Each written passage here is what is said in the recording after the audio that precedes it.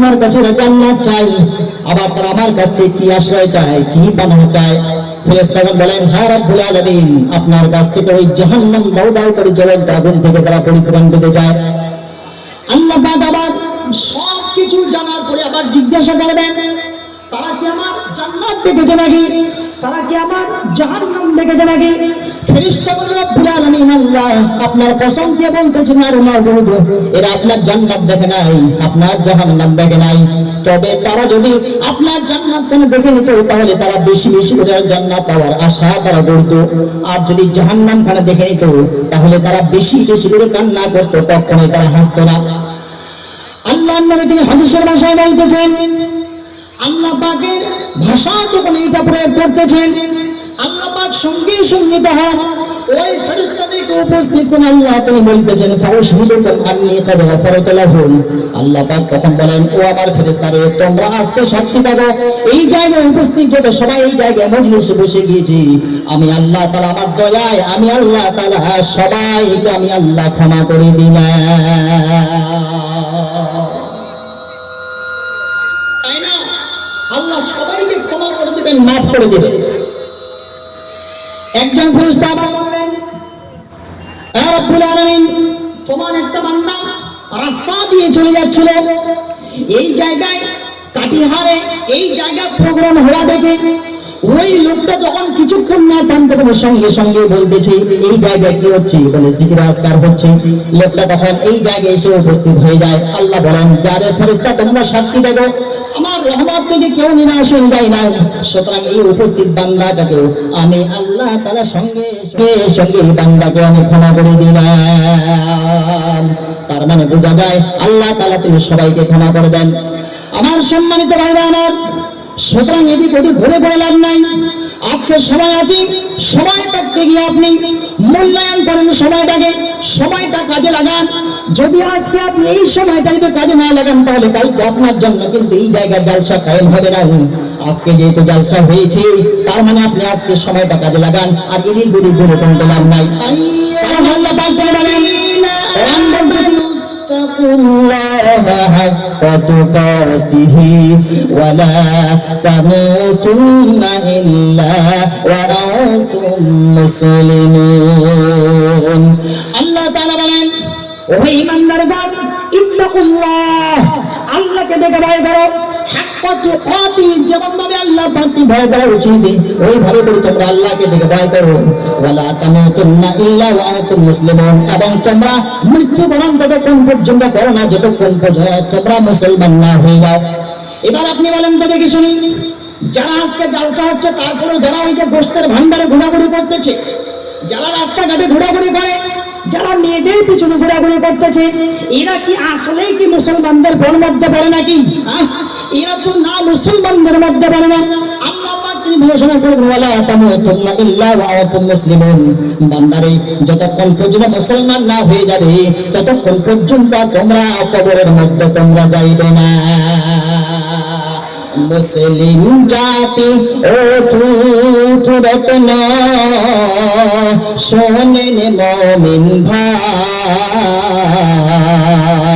ও তো প্রেরণে মন বৃদ্ধি, ভয় তো তাদের নাই। মুসলিম জাতি ও রত্ন, শোনেন মুমিন ভাই, ও তো প্রেরণে মন বৃদ্ধি, ভয় তো তাদের নাই। মক্কায় এলো জুলুমের ঢেউ,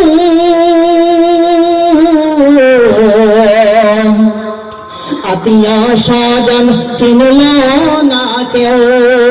মক্কায় এলো জুলুমের ঢেউ, আত্মীয় স্বজন চিনল না কেউ। অবশেষে নবী আমার, অবশেষে নবী আমার গেলেন মদিনায়। ও অত পীড়নে মন বৃদ্ধি ভয় তো তাদের নাই। মুসলিম জাতি ওঠুক রত্না শোনেন মুমিন ভাই, অত পীড়নে মন বৃদ্ধি ভয় তো তাদের নাই। নারে তাকবীর।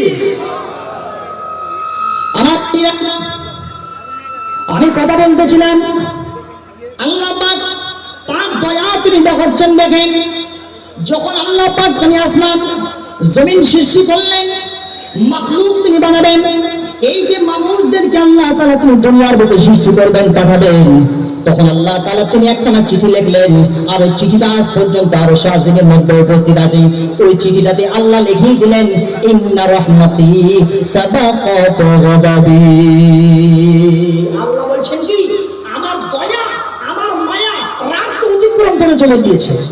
তার মানে বোঝা যায় আল্লাহর দয়া বেশি, আল্লাহর মায়া বেশি, তার রাগ কম। অন্য হাদিসের ভাষায় পাওয়া যায়, আল্লাহর নবী তিনি বলেন, ইন্না লিল্লাহি মিআতা রাহমাতিন, ইন্না লিল্লাহি মিআতা রাহমাতিন আনজালা মিনহা রাহমাতান ওয়াহিদা, আনজালা মিনহা রাহমাতান ওয়াহিদা বাইনাল জিন্নি ওয়াল ইনসি ওয়াল বাহাইমি ওয়াল হাওয়াতিন। আল্লাহর প্রিয় নবী মুহাম্মদুর রাসূলুল্লাহ তিনি বলেন, নিশ্চয় আল্লাহর কাছে 100টি দয়া আছে, 100টি মায়া আছে। আর ওই 100টি দয়া, 100টি মায়ার মধ্যে আল্লাহ পাক শুধুমাত্র একটা দয়া শুধুমাত্র দিয়েছেন, তা জিনদের কাছে দিয়েছেন, মানুষের কাছে দিয়েছেন, এবং যত চতুষ্পদ জানোয়ার দেখতে পাচ্ছেন, গরু, ছাগল, উট, গরু, মহিষ, এক কথায় পৃথিবীর মধ্যে যত রকমের আপনি দেখতে পাচ্ছেন, জীবজন্তুগুলো দেখতে পাচ্ছেন না কেন, মানুষ দেখতে পাচ্ছেন, জিন দেখতে পাচ্ছেন, আল্লাহ পাক সবাইকে শুধুমাত্র একটি দয়া তিনি আল্লাহ ভাগ করে দিয়েছেন। আমার ভাইরা, আল্লাহ তার মানে বোঝা যায় দয়া অনেক। 99টি দয়া আল্লাহ পাক নিজের কাছে রেখে দিয়েছেন। শুধুমাত্র একটি দয়া আল্লাহ পাক তিনি সমস্ত মানুষদের, জিনদের এবং কীটপতঙ্গদের মাঝে আল্লাহ তাআলা তিনি বন্টন করে দিলেন। আমার ভাইরা, এক সাহাবী একদিন তিনি পাখি শিকার করার জন্য গেছেন, আর পাখির কিছু বাচ্চাগুলোকে ধরে ধরে নিয়ে আসতেছেন। এমন সময় মা পাখিটা বাচ্চাগুলোকে বাঁচানোর জন্য তিনি চলে আসতেছেন। মা পাখিটা বাচ্চাগুলোকে বাঁচানোর জন্য একেবারে চলে আসছেন বাচ্চাদের কাছে। উক্ত সাহাবী চট করে তিনি ধরে নিলেন পিঞ্জিরার ভিতরে। ওই সাহাবী যখন তিনি ধরে নিলেন, আল্লাহর নবীর দরবারে এসে উপস্থিত হলেন, ইয়া রাসূলুল্লাহ, এই যে দেখেন আমি এই যে পাখিটা ধরে নিয়ে আসি, ইয়া রাসূলুল্লাহ। আল্লাহর নবী জিজ্ঞাসা করছেন, কি রকম করে তুমি ধরলে? ঘটনা তিনি সব শোনালেন। শোনার পরে আল্লাহর নবী তিনি বলেন, ও সাহাবী, আরে তোমরা কি জানো নাকি আমার আল্লাহর দয়া কত? এই যে দেখতে পাচ্ছ তোমরা, শুধুমাত্র এই যে একটা পাখি তার বাচ্চাগুলোকে বাঁচানোর জন্য নিজের জানটা কুরবান করে দিয়েছে, নিজের জানকে জান মনে করে নাই, বাচ্চাগুলোকে বাঁচানোর জন্য নিজের জায়গায় থাকতে পারে নাই, সঙ্গে সঙ্গে সেই বাচ্চা পাখিগুলোকে বাঁচানোর জন্য চলে আসলো। কত দয়া, কত মায়া! আল্লাহর নবী তিনি বলেন, ইন্না লিল্লাহি মিআতা রাহমাতিন আনজালা মিনহা রাহমাতান ওয়াহিদাতান। ও আমার সাহাবায়ে কেরামগণ, এই যে দয়া দেখলেন, এই যে মায়া দেখলেন, তারপরেও আল্লাহর নবী তিনি বলতেছেন, আমার আল্লাহর কাছে 99টি দয়া আছে, আর একটি দয়া শুধুমাত্র আল্লাহ পাক তিনি দিলেন। আর একটি দয়ার দ্বারাই এত মায়া, এত মায়া, এত মায়া! মা তার সন্তানের প্রতি কত দরদ দেখায়, বাবা তার সন্তানকে কত ভালোবাসে, পাখিরা কত তার বাচ্চাগুলোকে ভালোবাসতেছে। তার মানে तमाम পৃথিবীর মাখলুকাত তার ছেলেদেরকে সম্মান দেয়, কতই না ভালোবাসতেছে। আল্লাহর নবী তিনি বলেন, ওরে আমার সাহাবীরা, আল্লাহ পাক কিয়ামতের দিনে 99টি দয়া সঙ্গে করে নিয়ে মানুষের তিনি বিচার করিবেন। দয়াল রহমান কে পারে বুঝিতে তোমার শান, দয়াল রহমান কে পারে বুঝিতে তোমার শান। শান। মা বাপ ছাড়া পিতা আদম বানাইলেন নিজ হাতে, পিতা ছাড়া পুত্র ঈসা মারিয়ামের কোলেতে। মা বাপ ছাড়া পিতা আদম বানাইলেন নিজ হাতে, পিতা ছাড়া পুত্র ঈসা মারিয়ামের কোলেতে। কে বাহ বড় কারিগর, আরে কে বাহ বড় কারিগর, কার বা বড় শান। কে পার বুঝিতে তোমার শান, দয়াল রহমান। কে পারে বুঝিতে তোমার শান, দয়াল রহমান। কে পারে বুঝিতে তোমার শান। লিল্লাহি তাকবীর। এটা বলবো চুপচাপ হয়ে গেলেন যে? আমি যেন মনে হচ্ছে একাই কাঁপতে দিন, আপনাদের ভলিউম কেন কমে গেল? বাংলা বুঝতে অসুবিধা হচ্ছে নাকি? বুঝতে পারছেন তো ভাই? বুঝে আসছে তো? বুঝে আসছে? এদিকে বুঝে আসছে তো? মাশাআল্লাহ, শুকরিয়া, জাযাকাল্লাহ। আল্লাহ আপনাদেরকে বোঝার তৌফিক দান। জোরে বলি আমিন। আমিন। আমার ভাইরা, সুতরাং আমি আপনাকে রহমত বুঝাচ্ছিলাম, আল্লাহর দয়া বুঝাচ্ছিলাম, আল্লাহর মায়া বুঝাচ্ছিলাম। আল্লাহর মায়া বেশি, আল্লাহর দয়া বেশি। আল্লাহ মানুষগুলোকে বেশি ভালোবেসে বলতেছেন, বান্দারে চিন্তা করিস না, আমি আল্লাহর কাছে 99টা দয়া রেখেছি, 99টা মায়া রেখেছি। আর আমি আল্লাহ শুধুমাত্র একটা দয়া তোমাদেরকে দিয়েছি। আর 99টা দয়া নিয়ে আল্লাহ বিচারের দিনে সিংহাসনে বসে তিনি মানুষের জিন্দের সবারই তিনি 99টা দয়া সঙ্গে করে নিয়ে তিনি বিচার করবেন।